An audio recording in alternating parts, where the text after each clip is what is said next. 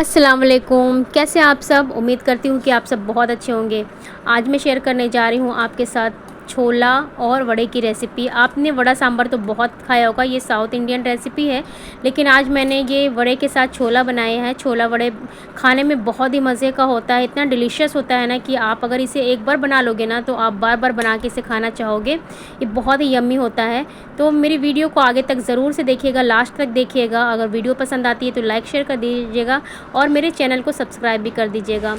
चलिए बनाना स्टार्ट करते हैं। इसके लिए सबसे पहले हमने लिया है ये 2 कप जो है, उससे मैंने ये लिया है काबुली चना, जो कि ये 1-1 पाव का है, तो ये आधा किलो काबुली चना लिया है। और इसी से हमने 2 कप लिया है उड़द दाल। दोनों को पहले मैंने रात को, जैसे सुबह मुझे बनाना था तो मैंने रात को इसे सोक करके रख दिया था। रात भर इसे फूलने के लिए अच्छे से वॉश करके इसे फुला दिया था।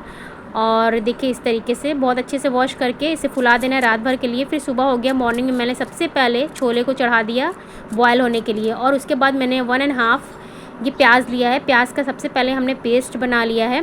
और उसके बाद हमने 2 बड़े साइज़ के टमाटर लिए हैं, लाल लाल टमाटर, उसका भी हमने पेस्ट तैयार कर लेना है।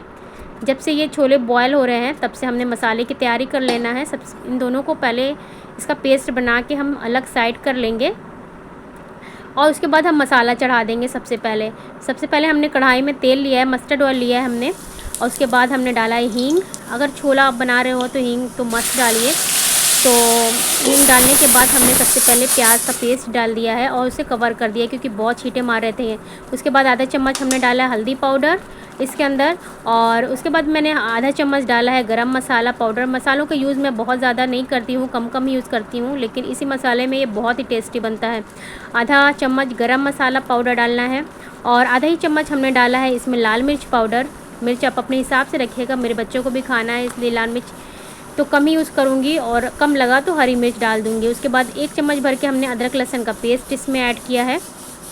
देखिए इस तरीके से अदरक लहसुन का पेस्ट डाल के हमने अच्छी तरीके से मसालों को चला दिया है। अच्छी तरीके से इसे मिक्स कर देना है सारे मसालों को। और जब ये आधे मसाले थोड़े से भून जाएँ तो उसके बाद हमने इसमें टमाटर का पेस्ट डाल देना है। जो 2 टमाटर हमने पीस के रखा हुआ था उसे हम इसके अंदर ऐड कर देंगे। इस तरीके से हमें टमाटर को ऐड कर दिया है। यकीन मानिए इस रेसिपी को आप बनाओगे अगर घर पर नहीं तो सबको ज़रूर पसंद आने वाला है, क्योंकि इतना डिलीशियस होता ही होता है, बहुत पसंद आएगा ये सबको। और हल्का सा हमने इसके अंदर पानी डाल दिया है, जो टमाटर लगा हुआ था उसे साफ़ करके हमने इसके अंदर पानी डाल दिया है। और 1 चम्मच भर के इसमें हमने नमक डाल दिया है, जो आपको अपने टेस्ट के हिसाब से ही डालना है।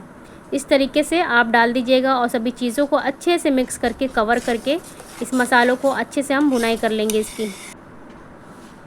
फिर तब तक देखिए ये दाल भी अच्छे से भीग चुका है, तो इसको हमको पीसना है। तो हम एक जार लेंगे और इसका बिल्कुल स्मूथ पेस्ट बना लेंगे हम। इसका बिल्कुल फ़ाइन पेस्ट हमको बनाना है। ये ले लिया हमने और सारे जितने भी दाल थे सबका इस तरह देखिए बिल्कुल स्मूथ पेस्ट इसका बन चुका है। और उसके बाद फिर बीच में हम थोड़ा मसाले को भी चला लेंगे, क्योंकि इसे भूलना बिल्कुल भी नहीं है, बीच बीच में इसे चलाते रहना है वरना ये मसाले बिल्कुल जल जाएंगे। इस तरीके से मसाला आधा तो भून ही चुका है। और फिर इसमें देखिए थोड़ा तीखा कम लग रहा था तो मैंने 2-3 हरी मिर्ची भी इसके अंदर डाल दिया है। तीखा और नमक आप अपने हिसाब से ही डालिएगा। फिर इसे कवर कर देंगे हम इसको भुनाई के लिए। अब लेते हैं इसको, हम दाल की तरफ आते हैं जिसके बड़े हमको तैयार करने हैं। तो सबसे पहले हमने डालना है इसमें 1 बड़े साइज़ का प्याज लिया था, उसे फाइन चॉप्ड कर लेंगे हम और उसके बाद हम इसके अंदर ऐड कर देंगे। ये वड़े भी बहुत ही डिलीशियस होते हैं, बहुत ही यम्मी होते हैं। और उसके अंदर 3-4 हरी मिर्ची ऐसे हमने कट कर लिया था उसे डाल देंगे। इसके बाद हमने डाला है इसके अंदर धनिया, हरी धनिया काट के रखी तो उसे डाल देंगे। आपके पास अगर करी पत्ता हो तो ज़रूर से डालिएगा। इस टाइम पे मेरे पास करी पत्ता बिल्कुल ख़त्म हो गया था, वरना करी पत्ता से बहुत अच्छा टेस्ट आता है। और इसके बाद 2 चम्मच हमने इसके अंदर सूजी डाल दिया है। सूजी से बहुत ही अच्छा ये क्रंची इसका टेस्ट आता है। और इसी के बाद हमने इसके अंदर 2 चुटकी हींग के डाल दिए हैं, क्योंकि ये सब चीज़ें बादी होती है और हींग अगर डाल दोगे आप तो उसका बादीपन बिल्कुल ख़त्म हो जाता है। और फिर 1 चम्मच हमने इसके अंदर डाल दिया है नमक। और देखिए डालने के बाद फिर से पहले हम मसाला चेक कर लेते हैं। क्योंकि मसाला अगर इसके ऊपर से ध्यान हटा तो ये बहुत जल्दी जल जाएगा, इसलिए बीच बीच में इसे चलाना बहुत ही ज़रूरी है। देखिए हमारा मटर भी बिल्कुल अच्छी तरीके से गल गया है। इसे एक बार चेक कर लेते हैं। इसका ढक्कन हमने खोल के सबसे पहले इसको चेक कर लिया कि ये कुक हुआ है कि नहीं अच्छे से। पहले हम चेक कर लेते हैं इसको। देखिए इस तरीके से इसको हम पहले चेक कर लेंगे तो ये सुपर सॉफ्ट हो गया है, बहुत ही बढ़िया तरीके से ये गला है। तो इसको कर लेते हैं साइड हम, और आते हैं हम वड़े की तरफ। और सभी चीज़ों को हमने इसके अंदर मिक्स तो कर ही लिया है। अब इसको हाथ से इसके बहुत अच्छे से हम इसको मिक्स करेंगे, हाथ से बहुत अच्छे से फेंट लेंगे। वैसे ये मिक्सी जार में तो फिट चुका है, लेकिन हाथ से भी फिर 2-4 हाथ भी खूब अच्छे से इसे हम फेंट लेंगे, जिससे कि ये बिल्कुल फ्लफ़ी हो जाए। और जब वड़े मैं इसके फ्राई करूँ तो बिल्कुल ये भारीपन ना लगे, हल्का हो, बिल्कुल सॉफ्ट हो जाए बिल्कुल। ये इस तरीके से हाथ से इसे हम फेंट लेंगे। और जब अच्छी तरीके से फेंट लेंगे तो एक पानी मिले के एक कटोरे में इसे हम चेक कर लेंगे कि अच्छे से ये फिटा हुआ है कि नहीं, क्योंकि जब अच्छे से फिटेगा नहीं है तो बहुत कड़ा होगा। ये देखिए ये बिल्कुल ऊपर आ चुका है, अगर ये बैठ जाता है तो फिटा नहीं होता। ये ऊपर आ चुका है, जिससे ये फ्राई करने पे बहुत ही सॉफ्ट बनेगा। देखिए मसाला भी ऑलमोस्ट भून ही चुका है, अच्छी तरीके से मसाला भून चुका है। देखिए फिर उसके अंदर हमने डाल दिया है ये बॉयल किए हुए छोले। सभी चीज़ों को हम इसके अंदर डाल देंगे, और इसके अंदर एक्स्ट्रा पानी डालने की बिल्कुल भी ज़रूरत नहीं है। और इसी पानी में हम इसको अच्छी तरीके से पका लेंगे। मसालों को अच्छी तरीके से इसके अंदर हम मिक्स कर लेंगे। अगर इस टाइम पे आपको नमक कम लगे तो आप नमक चेक करके डाल सकते हैं। और फिर इसके अंदर हम डाल देंगे हरी धनिया। हरी धनिया डालने के बाद इसे अच्छे से इसके अंदर बॉयल लाएंगे। फिर फ्लेम को लो करके हम इसे 10 से 15 मिनट के लिए पकाएंगे, जिससे कि सभी चीज़ें आपस में मिक्स हो जाएं और एक अच्छा सा फ्लेवर दें। तब तक हमने एक कढ़ाई में रिफाइंड ऑयल डाल दिया है, और ये वड़ों को हम बना लेते हैं और फ्राई कर लेते हैं। सबसे पहले इस तरीके से हमको वड़ों को बनाना है।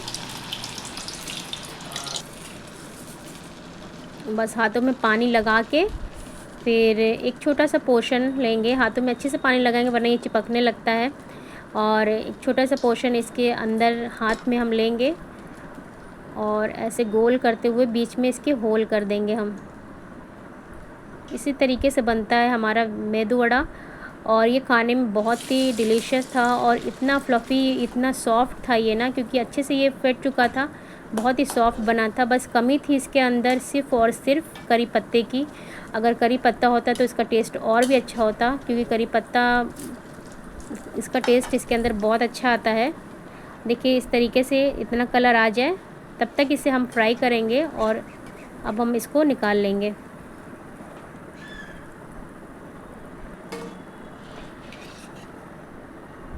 एक्चुअली करी पत्ता था हमारे घर, बट अभी उसके अंदर कीड़े लग गए थे, इसी वजह से वो कट गया है।